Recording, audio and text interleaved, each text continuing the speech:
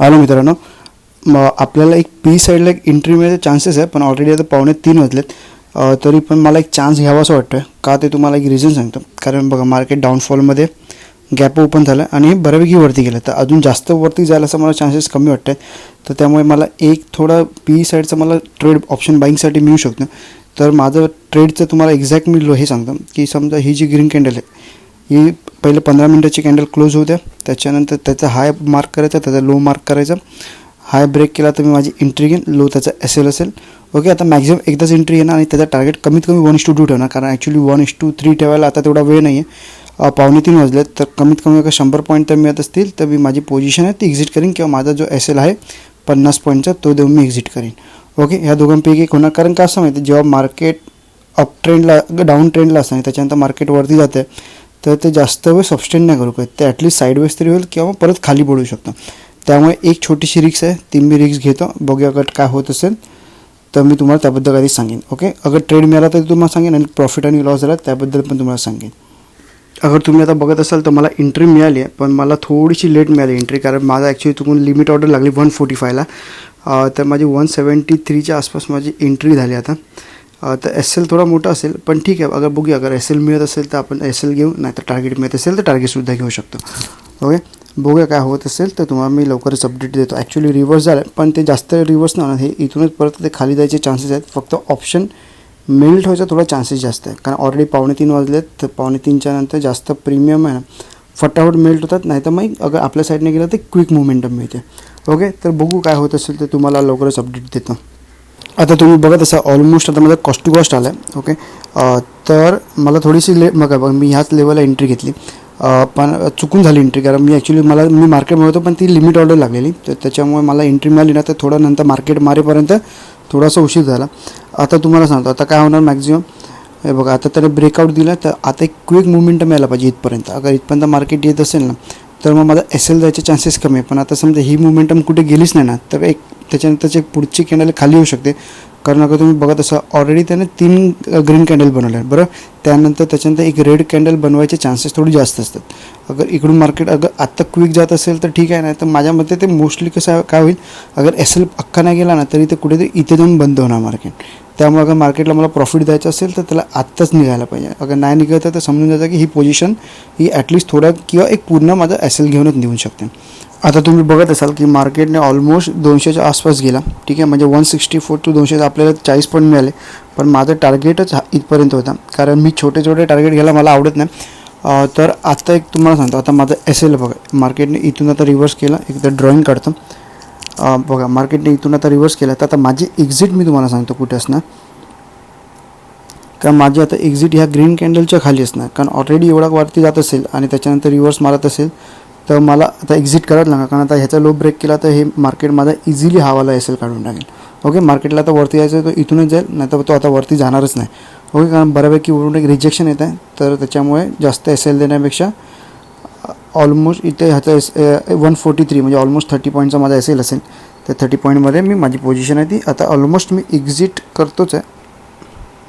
मी option बाईंगच्या अगर strategy तुम्ही बघत असाल तर मी असं करतो, अगर समजा माझ्या साईडने मार्केट जात असेल ना, मार्केट गेलं तर मी माझा SL हा थोड्या वेळाने ट्रेल करतो. आता ही बऱ्यापैकी मुवमेंटम होती आणि ऑलमोस्ट आता 3 वाजले, तर त्याच्यामुळे काय जास्त SL देऊन उपयोग नाही आणि जास्त मोठे मुवमेंटम येण्याचे चान्सेस पण कमी आहे. पण माझा जो टार्गेट आहे तो फिक्स आहे. मी 280च्या आसपास एक्झिट करीन आणि मी 270च्या आसपास एक्झिट करीन, नाहीतर मी आता ह्या लेवलच्या आसपास काढून टाकेन. छोटे SL देऊन अगर मला एक मोठं प्रॉफिट मिळत असेल तर मला घ्यायला काहीच प्रॉब्लेम नाही. ओके, परत माझ्या साईडने जात आहे, बघूया अगर जात असेल तर ठीक आहे, नाही तर मी माझा SL हा तसा पण लावलेलाच आहे. ओके, फायनली माझा SL हिट झाला आहे. तर तुम्हाला माझी पोझिशन दाखवतो. तर आज ॲक्च्युली आज मार्केट तुम्ही बघत असाल तर हे कम्प्लिटली एक साईडवेज मार्केट होतं, तर एक क्लिअर मुवमेंटम मिळाली नाही. या मार्केटमध्ये ऑप्शन बाईंगमध्ये प्रॉफिटचे चान्सेस थोडे कमी असतात, पण त्याच्यामध्ये पण अगर तर मला अगर तुम्ही पोझिशनमध्ये बघत असाल तर टोटल मला 1200चा आज लॉस झाला आहे. एकदा हवं तर रिफ्रेश करून दाखवतो. तर टोटल 2 एंट्री झाल्या माझ्या ऑप्शन बाईंगमध्ये. तर त्याच्यामध्ये हे सुरुवात हे कॅन्सल होते. 216ला घेतलेला आणि 168ला मी माझी पोझिशन आहे ती एक्झिट केलेली, आणि आताची जी पोझिशन आहे ती 173ला घेऊन 140ला म्हणजे 30 पॉईंटच्या आसपास SL होता. आणि टोटल आज मला 1216च्या आसपासचा लॉस झाला. ओके, मार्केट साईडवेज असेल तर त्याच्यामध्ये छोटे छोटे लॉस होतच राहणार. त्याच्यामुळे जास्त एंट्री घेऊ नका आणि कमी एंट्रीमध्ये छोटे छोटे एस एल दिलं तर काही प्रॉब्लेम पण नाही. ओके, कारण आता तुम्ही बघत असाल माझा एस एल पहिला सुरुवातीला खूप मोठा होता. जसं मी सांगतो, अगर माझ्या साईडने मार्केट जात असेल तर मी माझा एस एल हा ट्रेलसुद्धा करू शकतो. ओके, त्याच्याप्रमाणे आपल्या साईडने मार्केट गेलं, मी माझा एस एल ट्रेल केला आणि जिथे माझा ऑलमोस्ट 60 पॉईंटचा एस एल होता तो फक्त आणि फक्त ॲक्च्युली 20 पॉईंटचा होता. माझी एंट्री थोडी लेट झाली म्हणून तो माझ्याकडे 30 पॉईंट झाला. तर आज सध्या तर हाच आहे. आणि ऑप्शन सेलिंगमध्ये मी आज आहे ना, एक मी तुम्हाला दाखवतो. अगर तुम्ही बघत असाल तर आज मी फिन निफ्टीची एक्सपायरी केलेली. तर माझ्या साईडने बरोबर मार्केट गेलं, पण जेव्हा वॉलेटाईल असतं ना तेव्हा काय आलं, माझा एस एल आहे ना फटाफट जात होते. कारण ते मार्केटचे स्पाईक एवढे मोठे होते प्रीमियमचे. तर माझे एस एल, जसं मी कालच्या व्हिडिओमध्ये सांगितलं, मी आज जरा जास्त मोठी रिस्क घेणार नाही.